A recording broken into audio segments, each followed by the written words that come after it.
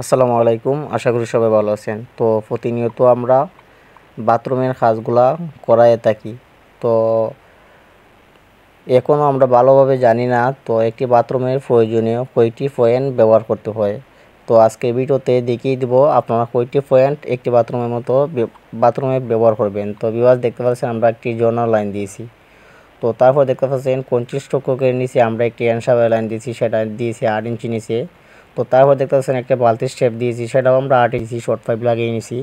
তো তারপর দেখতে পাচ্ছেন আমরা একটি বেচিনের লাইন দিয়েছি। তো বাথরুমের ভিতরে সবগুলো লাইন করাই রাখবেন।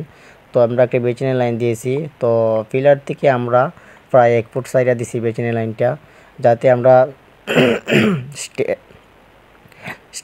বেচিনের স্ট্যান্ড বসাইলে যাতে আমরা লিঙ্ক পাইপগুলো দেখা যায় না, অ্যাঙ্গেল কোকগুলো দেখা যায় না। তারপর দেখতে পাচ্ছেন আমরা গরমের জন্য একটি লাইন সেটিং করছি। তো বালতির স্টেপটা আমরা যে নর্মাল বালতির স্টেপটা দিছি, সেটা গরমের লাইন বালতির স্টেপটা যেটা দিছি সেটা দূরত্ব আমরা রাখছিল 7 ইঞ্চি দূরত্ব, যাতে যে কোনো সময় আমরা একটি মিক্সচার টেপ বসানো যায়। তো বাট মিক্সচার যাতে বসানো যায়, তো আমরা সেটিং করছি ফ্লোরের নিচ থেকে আমরা 25 ইঞ্চি উপরে। তো তারপর দেখতে পাচ্ছেন আমরা সরাসরি গরমের লাইনটা নিয়ে নিয়েছি ফলচাঁদের উপরে।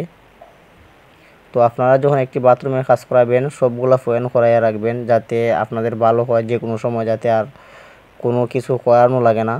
তো তারপর দেখতে পাচ্ছেন আমরা যে কোমরের জন্য একটি লাইন রাখছি, সেটা লোডাউনের জন্য একটি লাইন রাখছি, সেটা ওয়াল থেকে আমরা 1 ফুট সাইডে রাখছি।